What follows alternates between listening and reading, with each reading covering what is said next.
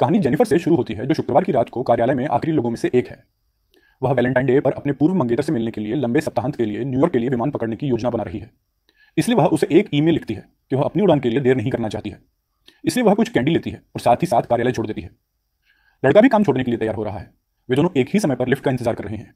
Jennifer 49वीं मंजिल पर lift में चढ़ती है और लड़का 34वीं मंजिल पर उसके साथ जुड़ जाता है। लड़का जेनिफर से बातें करना और मजाक करना शुरू कर देता है, लेकिन वह बात करने में बहुत दिलचस्पी नहीं लेती। अचानक लिफ्ट रुक जाती है और लड़का चाबियों का इस्तेमाल करके और अलार्म बटन दबाकर इसे ठीक करने की कोशिश करता है, लेकिन कुछ भी काम नहीं करता। भले ही लिफ्ट में बिजली चालू लगती है, वे इसे हिला नहीं पाते। लड़का दरवाजा खोलने की कोशिश करता है, लेकिन यह अटक जाता है। वे काम कर रहे कैमरे का ध्यान आकर्षित करने की कोशिश करते हैं, लेकिन कोई भी जवाब नहीं देता, जिससे चीजें और भी खराब हो जाती हैं। उनके किसी भी फोन में सर्विस नहीं है, क्योंकि उनका पहला स्टोर भूमिगत है। जेनिफर को अपनी फ्लाइट छूटने की चिंता होने लगती है और वह सोचती है कि बिल्डिंग की सुरक्षा कहाँ है। 15 मिनट बाद वे मदद के लिए कॉल करने और दरवाजा पीटने की कोशिश करते हैं, लेकिन कोई भी सुन नहीं पाता।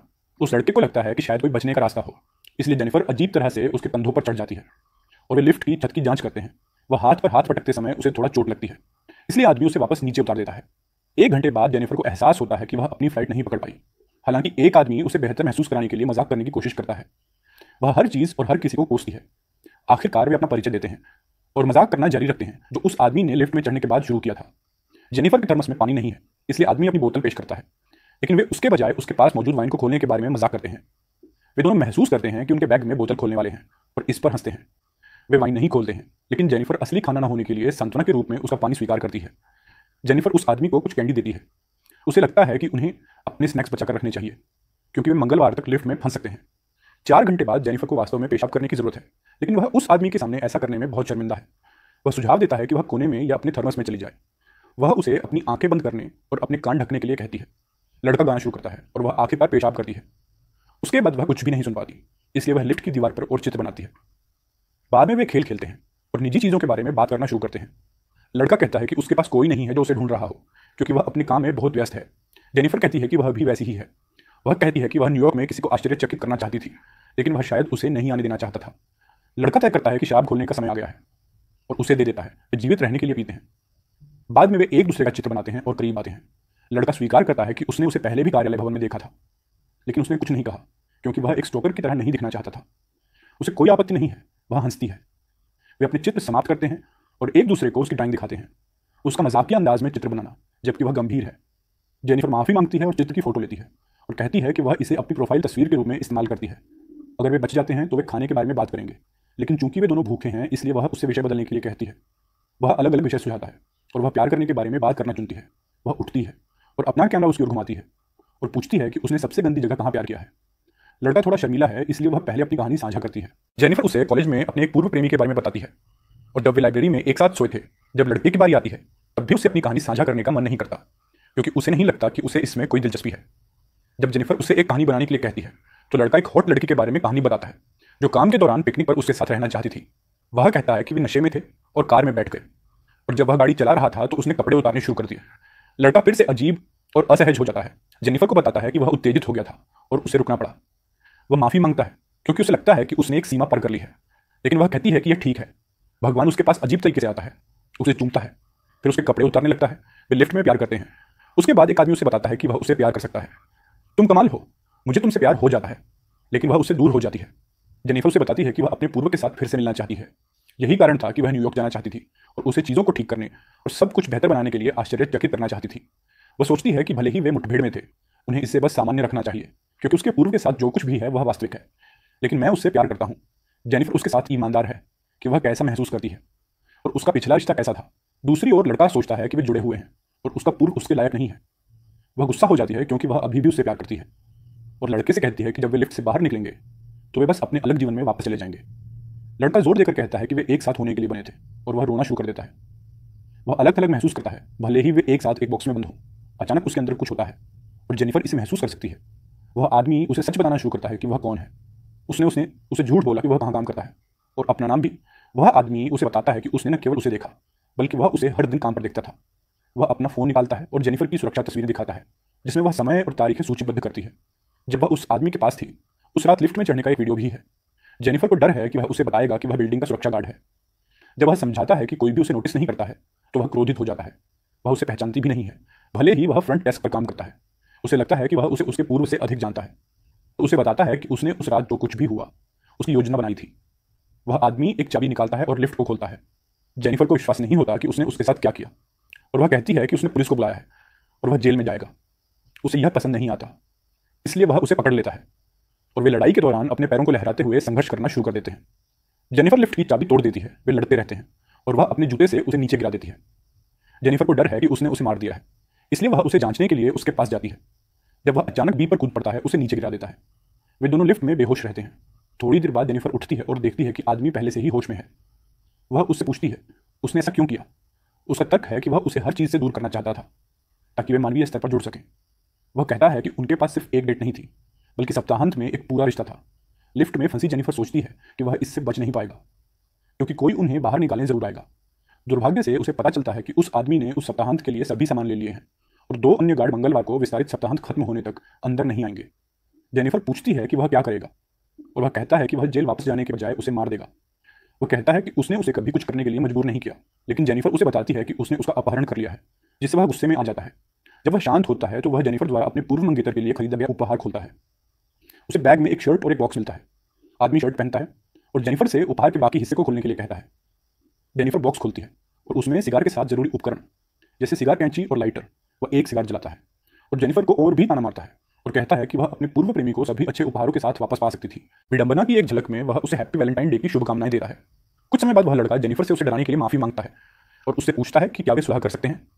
वह एक और मौका मांगता है और उसे बताता है कि उसे तुरंत जवाब देने की जरूरत नहीं है, लेकिन इसके बारे में सोचने के लिए लड़का लिफ्ट में चल रही यात्रा पर टिप्पणी करता है और कहता है कि वीडियो में लोग एक साथ खुश दिख रहे हैं। वह जेनिफर से कहता है कि वह उसे एक दिन एड से रिसोर्ट ले जाएगा। वह लिफ्ट में नियॉन लाइट से परेशान है जो काम नहीं कर रही है, इसलिए वह इसे जेनिफर के थर्मस से तोड़ देता है। लड़का महसूस करता है कि छत के पैनल के नीचे लाइट बल्ब को कभी ना कभी बदलना ही होगा, और वही सोचता है कि वह उस पैनल को हटा सकता है और लिफ्ट से बाहर निकल सकता है। हालांकि वहां वह थर्मस से इसे तोड़ देता है। जेनिफर उसके बगल में खड़ी होती है। वह जेनिफर से पूछता है, उसे वहां तक पहुंचने के लिए एक बढ़ावा देने के लिए वादा करता है कि वह उसके लिए वापस आएगा। हालांकि जेनिफर को लगता है कि अगर वह उसे बढ़ावा देता है तो यह आसान होगा, क्योंकि उसके पास ऐसा करने के लिए पर्याप्त ताकत नहीं है। उसे संदेह है कि वह उसके लिए वापस आना चाहती है और वह पुलिस को बुलाती है। जेनिफर उसे वह सब कुछ बताती है जो वह सुनना चाहता है और उसे बढ़ावा देने के लिए मना लेती है। जो कुछ भी हम कर चुके हैं उसके बाद मैं नहीं चाहती कि तुम जेल जाओ। वह उसके कंधों पर बैठ जाती है और लिफ्ट से बाहर निकल जाती है। आदमी उसे बताता है कि सीढ़ी और दरवाजा कहाँ है। वे खुश हैं कि वे आखिरकार भागने में कामयाब रहे। जेनिफर पलट जाती है और उसे उंगली दिखाती है, जिससे वह नाराज हो जाता है। जैसे ही वह सीढ़ी पर चढ़ती है, वह लिफ्ट से बाहर निकलने का रास्ता खोज लेता है। आदमी कपड़ों के टुकड़ों से बंधा होता है और उन्हें लिफ्ट बीम पर फेंक देता है। जेनिफर पहले से ही दरवाजे की ओर बढ़ रही है। जैसे ही वह ऊपर चढ़ना शुरू करता है, वह उससे कहता है कि उसे भाग जाना चाहिए, क्योंकि अब वह मरने वाली है। जेनिफर दरवाजे के करीब पहुंचती है। जब वह पहले से ही उस स्तर पर पहुंच जाता है जिस पर वह है और उसका पीछा करता है, वह दरवाजा खोलती है और मदद के लिए चिल्लाती है। फिर वह अचानक उसे पकड़ लेता है और उन दोनों को वापस लिफ्ट में फेंक देता है। वे दोनों बेहोश हो जाते हैं। जेनिफर सबसे पहले जागती है और फायर स्प्रिंकलर देखती है। खुद को बाहर निकालने के लिए एक नई योजना बनाती है। वह सिगार जलाकर फायर अलार्म को सक्रिय करने की कोशिश करती है, लेकिन जब वह ऐसा करने में सफल नहीं होती है तो वह एक छोटी सी आग लगाती है, क्योंकि लिफ्ट धुएं से भर जाती है। वह आदमी जाग जाता है और वह उसे मुक्का मारकर उसकी नाक तोड़ देता है। जेनिफर उसे कपड़े के एक टुकड़े से रोकने में सफल हो जाती है। वह उसे बताता है कि फायर अलार्म नहीं बजेगा, लेकिन वे बस भीग जाएंगे और बिजली के झटके लगेंगे। जेनिफर उसे गंभीर रूप से चोट पहुंचाने की धमकी देती है और उससे वह सब कुछ कबूल करवाती है जो उसने उसके साथ किया है। वह अपना कैमरा चालू करती है और खुद को शूट करती है और बताती है कि उसे क्या पता है कि क्या हुआ। जेनिफर कैमरा उसकी ओर घुमाती है और उसका असली नाम पूछती है। वह कहता है कि उसका नाम जॉन डीकन्स है। जेन कबूल करता है कि उसने उन्हें जानबूझकर लिफ्ट में फंसा दिया था। उसने शुक्रवार को दीवार पर बनी ड्राइंग को भी संपादित किया।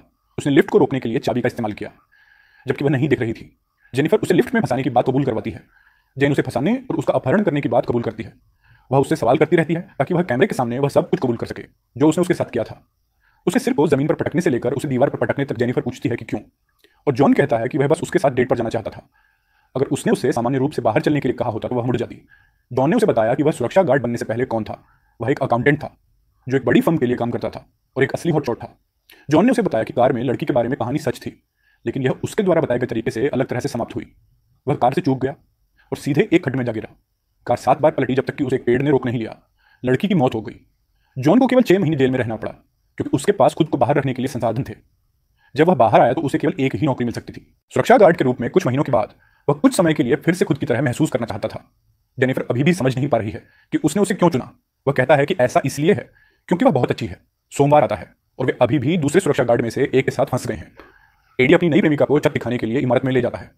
जब वे अंदर जाते हैं तो वह जॉन को ढूंढता है, लेकिन उसे नहीं पाता है। वह सुरक्षा मॉनिटर की जांच करता है। एडिस जेन और जेनिफर को लिफ्ट में फंसता हुआ देखता है और उन दोनों को जगाता है। जेनिफर उनसे विनती करती है कि उन्हें वहां से निकाल दे, और वह उससे कहता है कि वह नीचे आकर उन्हें निकाल देगा, जबकि उसकी गर्लफ्रेंड सोफे पर सो जाती है। एडी लिफ्ट में जाती है और क्राउगर से दरवाजे खोलती है। जेनिफर बाहर निकलना चाहती है, लेकिन वह उससे कहता है कि उसे पहले दरवाजे पूरी तरह से खोलने होंगे, और अचानक दूर चला जाता है। जॉन उसे बेहोश कर देता है। वह एड को बताता है कि वह वहां है और जॉन को अपनी चाबियां देता है। जॉन उसे बताता है कि यह काम नहीं कर रहा है, और एड कहता है कि वह उनकी मदद करने के लिए चढ़ जाएगा। वह लिफ्ट में फंस जाता है और देखता है कि अंदर कुछ हुआ है। जब जॉन लिफ्ट चालू करता है और उसे आधे में काट देता है, वह जेनिफर को फिर से बेहोश कर देता है। फिर उसे अपनी कार में ले जाता है और उसे ट्रंक में डाल देता है। जॉन वापस इमारत में जाता है और एडी के शरीर और उसके कपड़ों का निपटान करता है। वह खुद को साफ करता है और अपनी वर्दी पहनता है।